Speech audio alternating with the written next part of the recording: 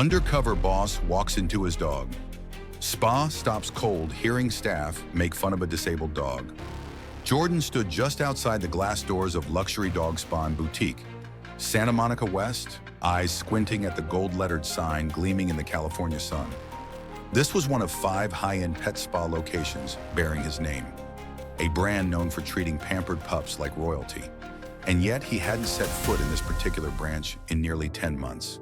The monthly reports looked fine, revenue steady, client retention high. But lately the complaints had started trickling in. Small things at first. A customer claimed they were ignored. Someone is being charged for a premium organic shampoo that wasn't even used. A dog developed a rash after a spa treatment. Jordan wasn't quick to assume, but he wasn't about to ignore it either. He tugged his baseball cap lower, adjusted the light beard glued to his chin, and glanced down at the rescue pup trotting quietly beside him. No designer leash, no fancy breed, just a regular dog, perfect for blending in. In a worn hoodie and faded jeans, he looked nothing like the polished CEO whose face had once appeared in Pet Weekly. He took a slow breath, then pushed open the door. The lobby smelled like lavender and honeyed oats. Too perfect, like someone trying too hard to cover something up. Jordan took it in quietly. His eyes scanned the layout. It was beautiful, no doubt. Marble counters, branded water bowls, a curated wall of dog portraits in gold frames. But something felt posed.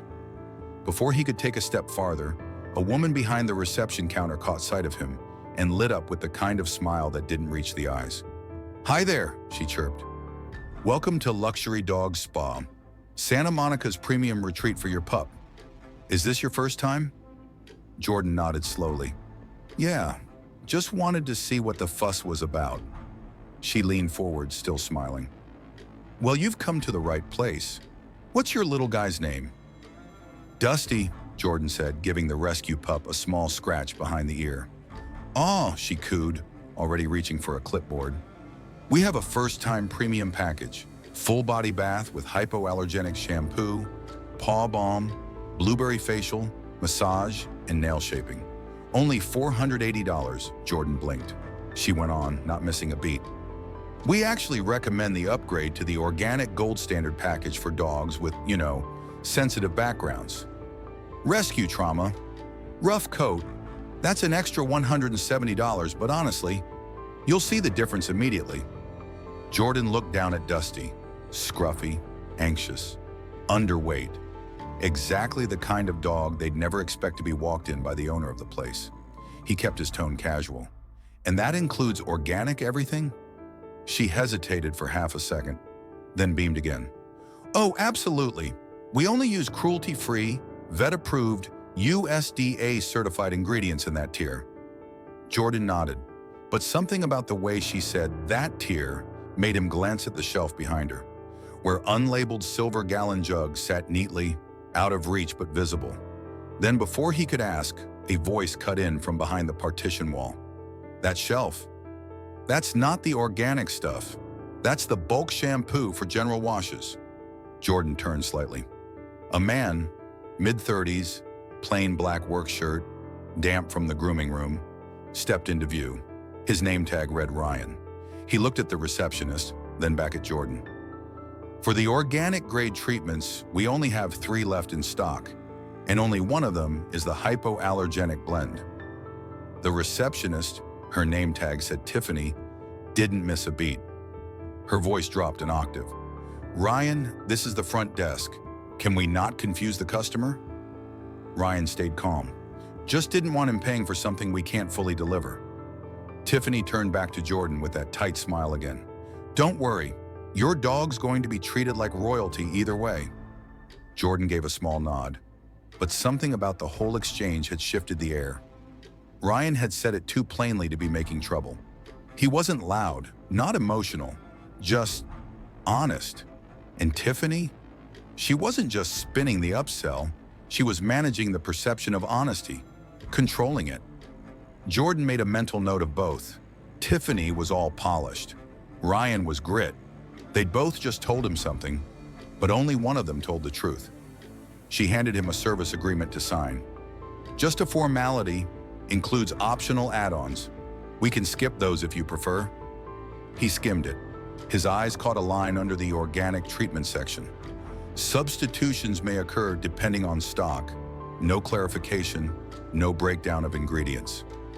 Jordan glanced at Tiffany. What happens if I pay for organic and you're out? Her smile froze for just a moment. We've never had a problem. We just make it work. And that's when it clicked. This wasn't about bad service. It was about a system built on assumptions. Assuming no one reads the fine print. Assuming rescue dog owners don't ask questions. Assuming the spa's branding, the marble, the fonts, the buzzwords, would do all the talking. Jordan signed the form with a slow stroke. He didn't come here to argue. He came to observe, to listen. And now he'd heard enough. But he stayed, because there was more. Tiffany gestured toward the couch. One of our groomers will come and get Dusty in a moment. If you'd like, I can bring you a latte while you wait. Jordan smiled politely. I'm good, thanks. She walked off, the smile still on her face, but her heels clicking just a bit too fast. Ryan passed by again, wiping his hands on a towel.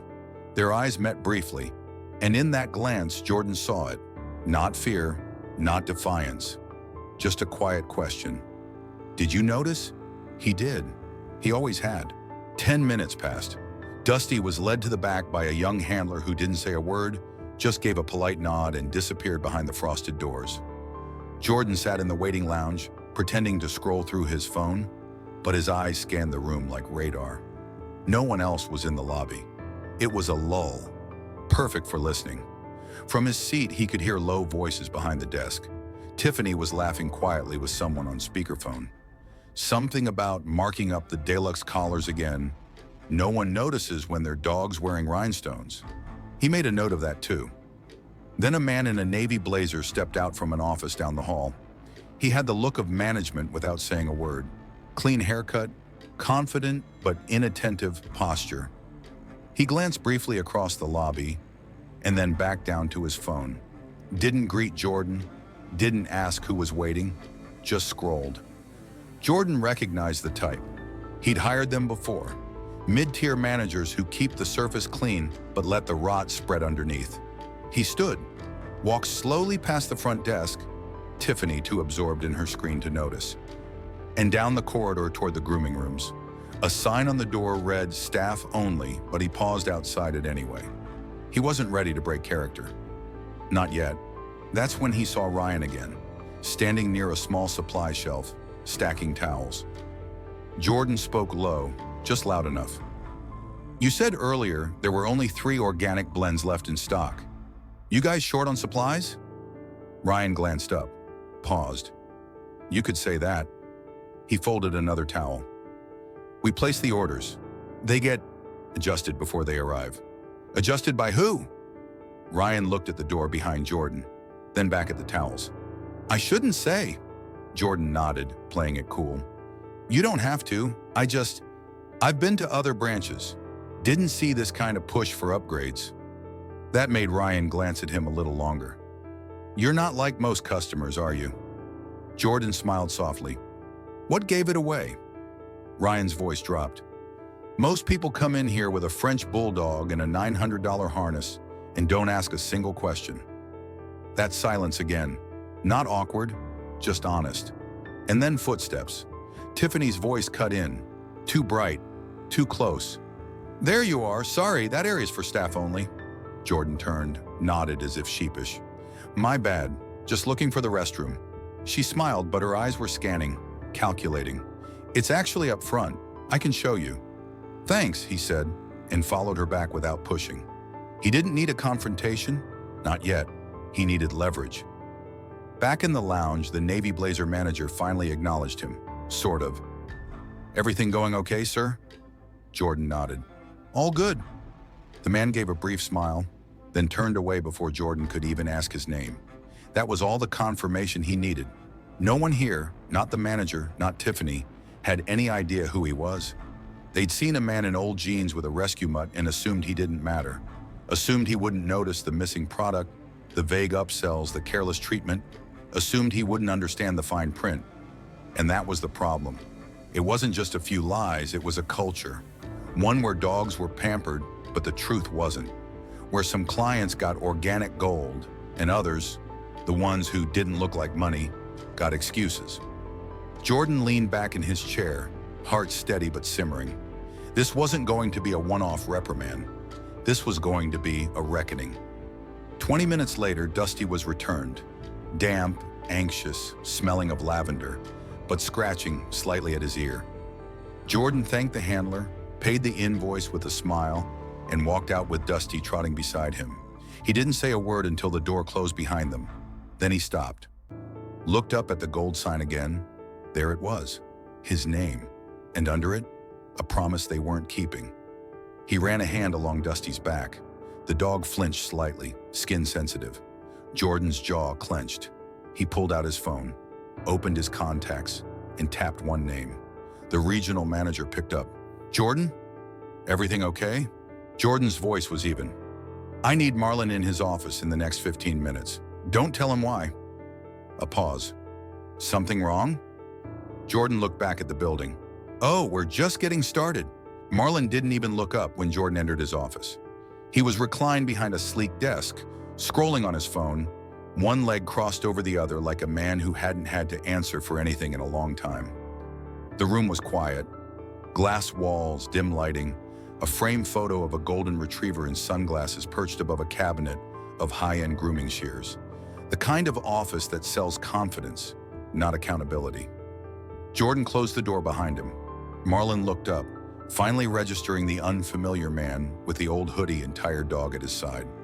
"Can I help you?" Marlon asked. Jordan didn't sit. He didn't speak right away. Instead, he reached up and pulled off his cap, then the glasses, then the beard. And just like that, the entire atmosphere shifted. Marlon straightened, his phone dropping slightly. "Wait," Jordan's voice cut in, calm, icy. "You've been running this location for what, 2 years now?" Marlon blinked. "Mr. Whitaker, I didn't know you were..." "That much is clear." Marlon stood. "I assure you..." "Sit," Jordan said. Not loud, just final. Marlon sat. Jordan paced slowly, eyes scanning the room, the glass, the fake polish of the place. "I walked in today," he said, "as a first-time customer with a rescue dog, and what I saw was a front desk manager pushing an upcharge treatment you couldn't deliver, a service plan with hidden terms, and a culture built around the idea that if someone doesn't look rich, you can fake the luxury and hope they don't ask questions." He turned to face Marlon fully. "That's not miscommunication. That's strategy. That's a system." Marlon opened his mouth, closed it again. Jordan leaned in, his voice low but deliberate. "She told me the shampoo was organic. I saw the shelf myself. You're using bulk supplies and charging premium rates. You're manipulating people who don't know better, or worse, who can't afford to question you." Marlon looked cornered, but tried to salvage. "Look, sometimes there are substitutions, but it's not intentional." "Don't lie to me in my own company," Jordan said. His voice sharpened for the first time. "You had a chance to run this place with integrity. Instead, you chose plausible deniability." He stepped back. "Let me guess. You don't micromanage them, right? You trust your team." Marlon stayed quiet. "Translation? You look the other way so long as the numbers are good." Jordan exhaled slowly. "That ends today." He walked to the door, then paused. "I want Tiffany in here. Now." Marlon didn't move. Do you want me to?" "Yes, you. Go get her. And do it like I'm not watching every step." Marlon nodded stiffly and left the room. Jordan remained, standing still, breathing through his frustration. He wasn't angry just because of the lies. He was angry because this place bore his name, because this culture had formed on his watch, even if he hadn't seen it until now. A minute later, Tiffany entered. Her smile was gone. Her arms crossed tightly across her chest like a shield. Jordan didn't raise his voice. He didn't need to. "You lied to a customer about a $170 organic treatment, a customer you thought wouldn't know the difference." She opened her mouth to speak. He raised a hand. "You manipulated pricing. You downplayed a staff member who spoke the truth. You treated someone's rescue dog like a second-class animal, Because the owner wasn't wearing Lululemon. Tiffany's mouth opened again, then shut. She looked to Marlon for backup. None came. Jordan looked at both of them. This isn't just about one bad interaction. This is a pattern, one that ends right now. Marlon tried again. We can fix this. If there's training needed. Jordan shook his head. This isn't about training, it's about character. He turned to Tiffany. You're suspended until further notice. HR will follow up by the end of the day. She didn't say a word, just stared, stunned. Jordan turned back to Marlon. And you're on thin ice. I need a written breakdown of all customer complaints, staff turnover, and supply discrepancies from the last 12 months. You'll deliver it. Personally, tomorrow, on my desk. Marlon nodded slowly. Understood. Jordan walked to the door. Good. Then paused. One more thing, he said, glancing at both of them. I know Ryan spoke up, and I know how this place treats people who do that. He's under my protection now. Anyone who retaliates against him, directly or quietly, will answer to me. And with that, he opened the door and walked out. The lobby was quieter now. Ryan was finishing up a wash on a small corgi in the back corner. Gentle hands, quiet voice. He looked up just as Jordan approached, and something flickered in his eyes. Not fear, not hope, something in between. Jordan smiled just a little. Come with me, he said, and Ryan followed. They walked in silence, not the awkward kind, but the kind where words weren't necessary just yet. Ryan followed a step behind as Jordan led him into a smaller office near the back of the building. Not the flashy corner suite, just a plain room with a desk, 2 chairs, and a window that didn't overlook much of anything. Jordan gestured for him to sit, then closed the door behind them. For a moment, the only sound was the faint hum of the spa's ambient music leaking through the walls. Ryan sat cautiously, hands in his lap. Shoulders are a little too stiff. Jordan didn't take the other chair, not right away. He leaned back against the edge of the desk, arms folded, studied him. You knew I wasn't just a customer, didn't you? Ryan hesitated, then gave a small nod.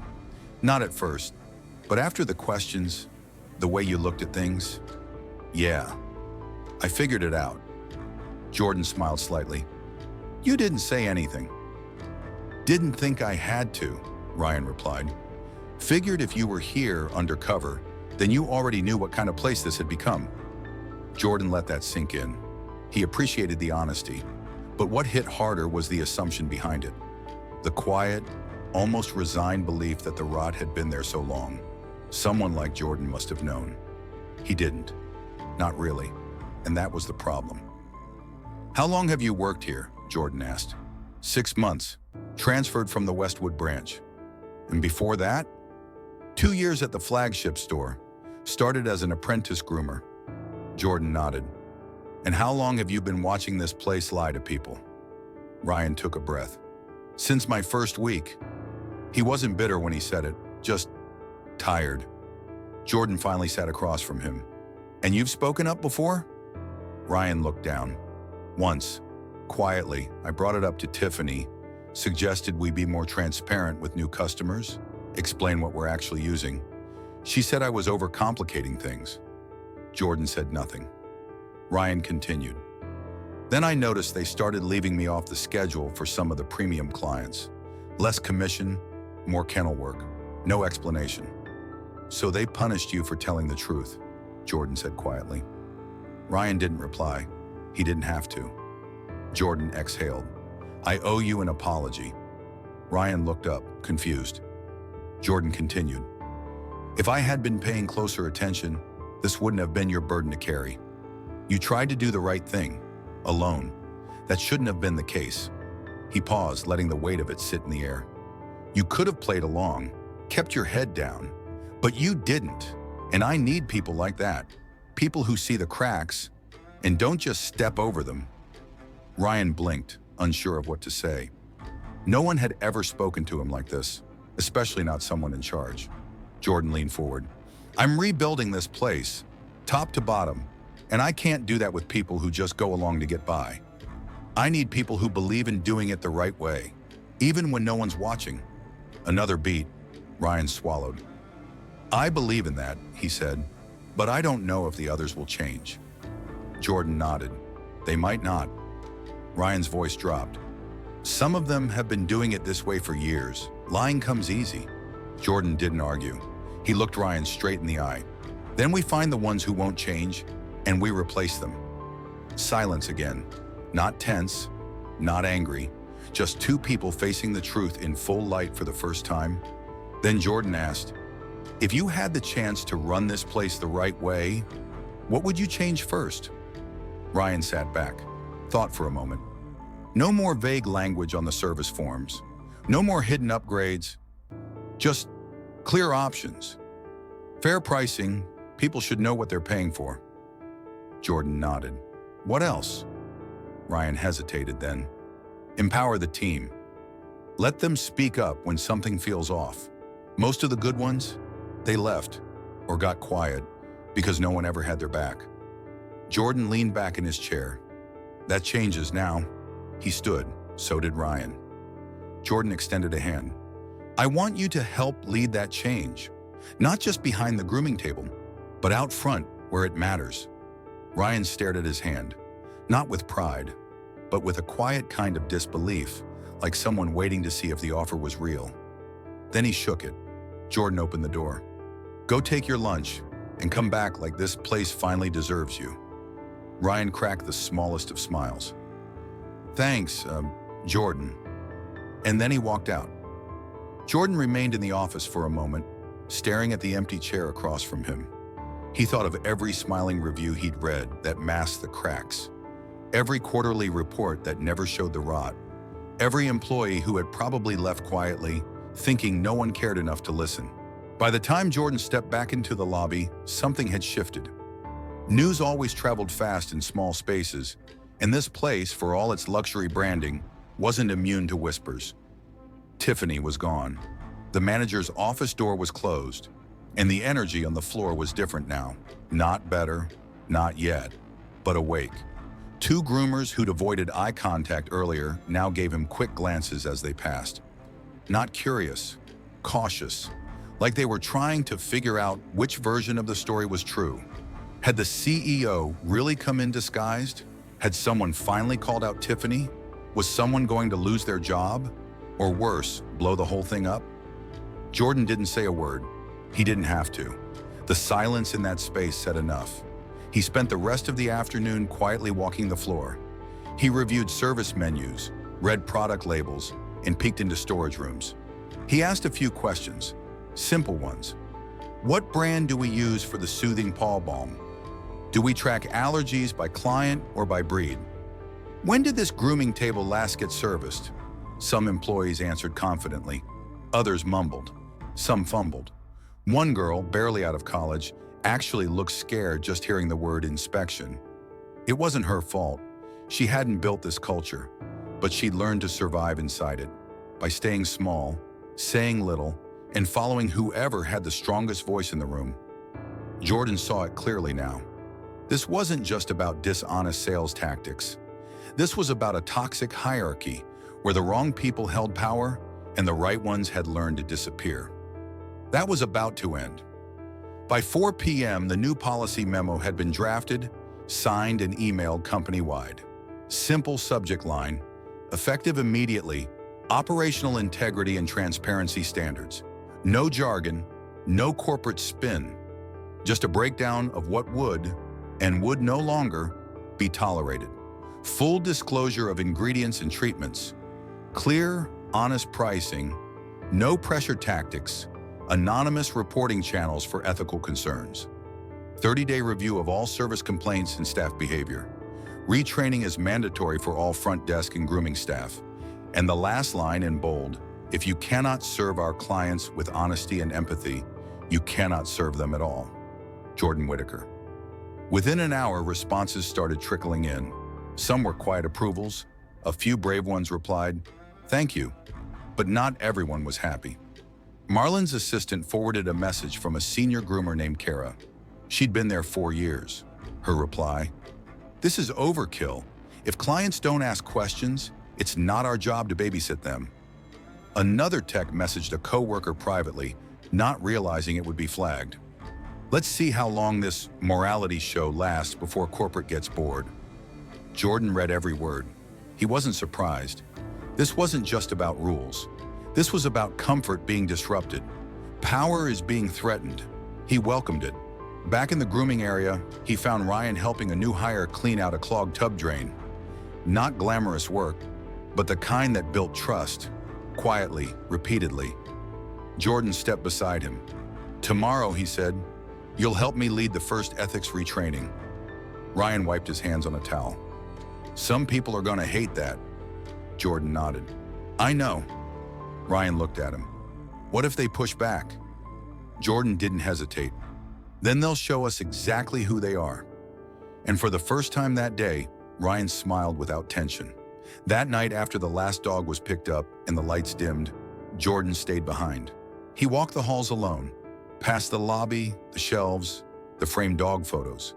He stopped in front of the receptionist counter, now empty, and stared at the spot where Tiffany had pitched a $170 upgrade for shampoo that wasn't even on the shelf.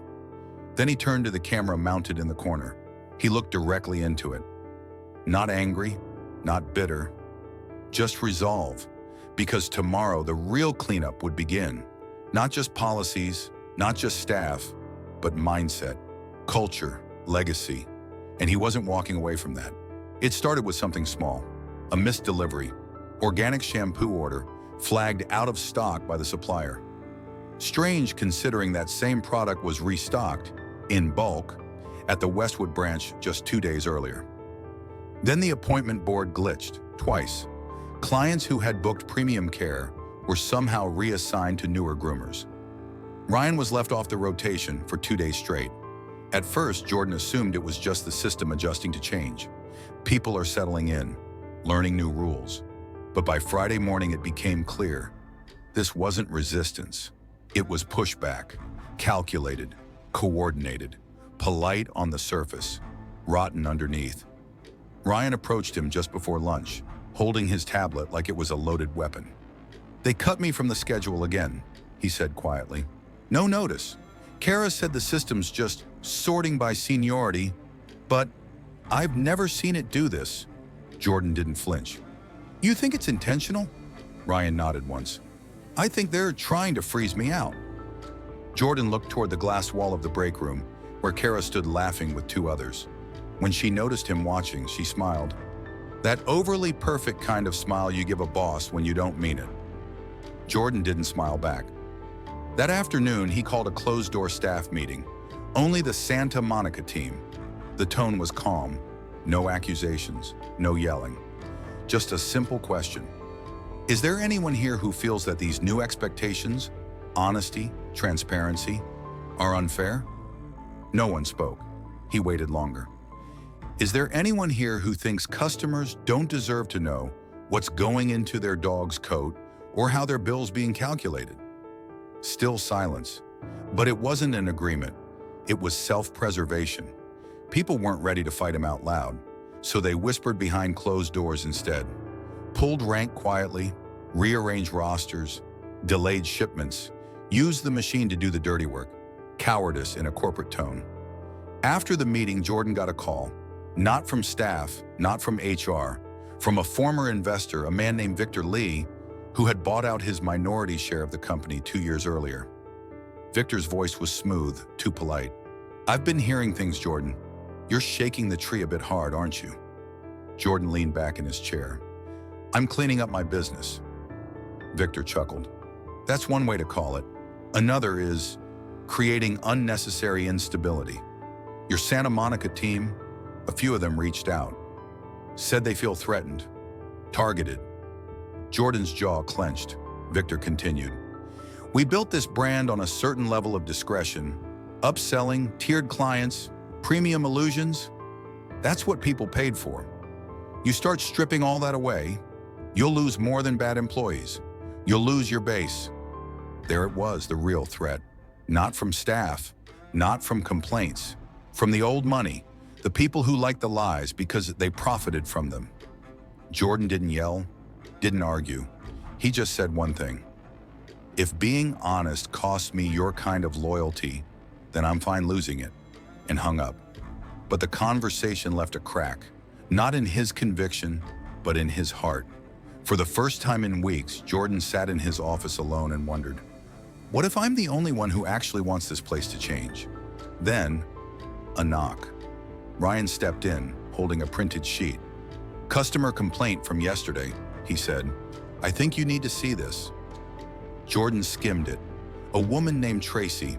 Her dog had a skin reaction after a sensitive coat treatment. She claimed she was promised the organic formula, but it had the same scent as the cheaper one she'd bought 6 months ago. She wasn't angry, just disappointed. Jordan leaned back, closed his eyes, the ghost of the old system still bleeding through. Then he noticed something else, the last line of her email. "I've filed complaints before. They usually disappear. I just want to know, will this one matter?" Jordan looked up at Ryan. "Yes," he said, "it will." He stood, picked up his phone, and dialed her directly. Tracy answered on the second ring. Her voice was cautious, quiet, the kind of voice you use when you're used to being brushed off. "Hello?" "Hi," Jordan said. "This is Jordan Whitaker. I'm the owner of Luxury Dog Spa."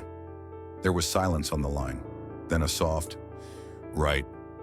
"I read your email," he said, "about your dog, about the service. I just wanted to call you directly." Another pause, longer this time.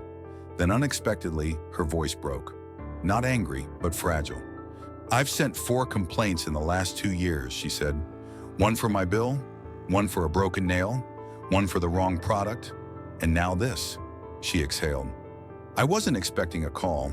I was expecting a refund code, or nothing." Jordan listened, not just to the words, but to what had been missing for too long. Human acknowledgement. "Your complaint matters," he said. "I'm not calling to apologize on behalf of my staff.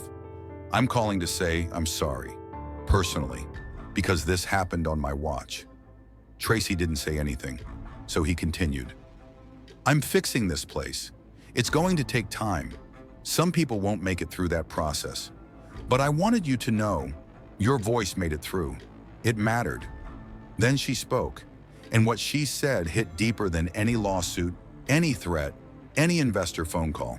"When I posted about my dog, I figured they'd ignore me, or block me, or tell me it's my fault.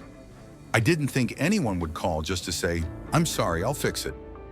Jordan closed his eyes, not because he was tired, but because he finally understood. By that evening, Tracy's TikTok had quietly gone viral. It wasn't edited, no background music, no angry captions, just her in a hoodie, sitting on her couch, holding her sleepy terrier. She spoke gently to the camera. "I complained about my dog's treatment, and the CEO called me, not to manage the situation, just to apologize and fix it. I don't know if that's normal, but it should be." By midnight, it had 140,000 views. The comments were flooded with, "Wait, this was the place that charged me $500 for paw wax. They told me I needed a detox blowout for my poodle. This is why I stopped going. Thank you for speaking up." And then slowly the comments started to shift. "Respect to the owner for actually calling. Fixing a business doesn't start with press releases. It starts like this. I hope they turn it around. I'd go back if they keep this energy." Back at the spa, Jordan was reading every comment. He didn't feel vindicated. He felt responsible. He called a meeting for the next morning. Not just staff, all of them. Groomers, front desk, back room, administrator, everyone. And he stood in the center of the lobby where it had all started. He spoke plainly. "We broke trust, quietly, over time. We made assumptions about who mattered, based on how much they spent or what kind of dog they had. That ends now. If you're here for commissions and shortcuts, this is your off-ramp. If you're here to do better, stay. But we're not faking it anymore." He paused, then added, "And if anyone wants to know what change looks like, it's not a new sign or a new scent in the air. It's one person telling the truth, to one customer, at a time." Silence, then, from the back, Ryan stepped forward. "I'm in," he said. Another voice. "Same here. A third, let's clean it up. Not everyone, not yet, but enough to start. Later that week, Jordan walked through the spa. The air felt different, not lighter, not easier, just real. Groomers greeted dogs by name, not by price tag.